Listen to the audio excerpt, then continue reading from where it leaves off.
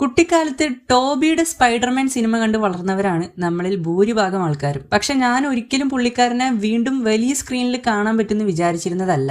അപ്പോഴാണ് ടോബിയും ആൻഡ്രൂവും ടോം ഹോളണ്ടും ഒരുമിച്ച് Spiderman no way ഹോമിലൂടെ നമ്മുടെ മുന്നിലെത്തിയത്. സോ ഇന്ന് സ്പൈഡർമാൻ നോ വേ ഹോം എന്ന സിനിമയുമായി ബന്ധപ്പെട്ട് ഒരു പക്ഷെ നിങ്ങൾക്ക് അറിയാൻ സാധ്യതയില്ലാത്ത 5 ഫാക്ടുകൾ ഏതൊക്കെയാണെന്ന് നോക്കാം. നമ്പർ 5, സ്പൈഡർമാൻ സിനിമയിലെ ന്യൂസ് എഡിറ്ററായ ജെ ജെയിംസനെ നോ വേ ഹോം സിനിമയിൽ തിരിച്ചു കൊണ്ടുവരാനായി സജസ്റ്റ് ചെയ്തത് നമ്മുടെ സ്പൈഡർമാൻ ട്രിലജിയുടെ സംവിധായകനായ സാം റെയ്മി ആയിരുന്നു. നമ്പർ 4, സ്പൈഡർമാൻ നോ വേ ഹോമിലെ വില്ലന്മാരിൽ ഒരാളാണ് ഡോക്ടർ ഒക്ടോപ്പസ്. ഡോക്ടർ ഒക്ടോപ്പസ് എന്ന ഈ ക്യാരക്ടറെ സ്പൈഡർമാൻ 2വിലെ ആ ഒരു എക്സ്പെരിമെന്റ് സീനിൽ നിന്നും നേരെ നമ്മുടെ ടോം ഹോളണ്ടിന്റെ യൂണിവേഴ്സിലേക്ക് പറിച്ചു നടുകയായിരുന്നു.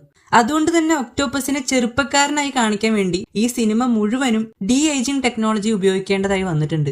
നമ്പർ 3, നോ വേ ഹോമിൽ സാൻഡ് മാൻ എന്ന സൂപ്പർ വില്ലനെ നമ്മളൊക്കെ കണ്ടതാണ്. എന്നാൽ സ്പൈഡർമാൻ 3യിൽ സാൻഡ് മാനായി അഭിനയിച്ച actor Thomas Spiderman no way ഹോമിൽ ഒരു സീനിൽ പോലും അഭിനയിച്ചിട്ടില്ല. സിനിമയുടെ അവസാനത്തോട് അടുക്കുമ്പോൾ നമ്മൾ കാണുന്ന തോമസിന്റെ സീനുകളെല്ലാം തന്നെ സ്പൈഡർമാൻ 3യിൽ നിന്നും കോപ്പി പേസ്റ്റ് ചെയ്തതാണ്. നമ്പർ 2, സോണി പിക്ചേഴ്സിന്റെ ചരിത്രത്തിൽ തന്നെ ഏറ്റവും കൂടുതൽ കളക്ഷൻ നേടിയ സിനിമയായി സ്പൈഡർമാൻ നോ വേ ഹോം മാറുകയായിരുന്നു. വെറും 11 ദിവസം കൊണ്ട് $1.6 ബില്യൺ നേടാൻ നോ വേ ഹോമിന് സാധിച്ചു. അതുപോലെ തന്നെ വെറും 2 മാസം കൊണ്ടാണ് നോ വേ ഹോം എന്ന ഈ സിനിമ ഷൂട്ട് ചെയ്ത് തീർത്തത്. സിനിമയിൽ ആകെ മൊത്തം 2500 VFX ഷോട്ടുകളാണ് ഉള്ളത്. ഇവയിൽ ഭൂരിഭാഗവും ആക്ഷൻ സീക്വൻസുകളായിരുന്നു. നമ്പർ 1, സ്പൈഡർമാൻ മൂവി സീരീസിലെ തന്നെ ഏറ്റവും പ്രായം കൂടിയ സ്പൈഡർമാനാണ് നമ്മുടെ ടോബി. നോ വേ ഹോമിൽ ടോബി അഭിനയിക്കുമ്പോൾ മൂപ്പർക്ക് 45 വയസ്സായിരുന്നു പ്രായം.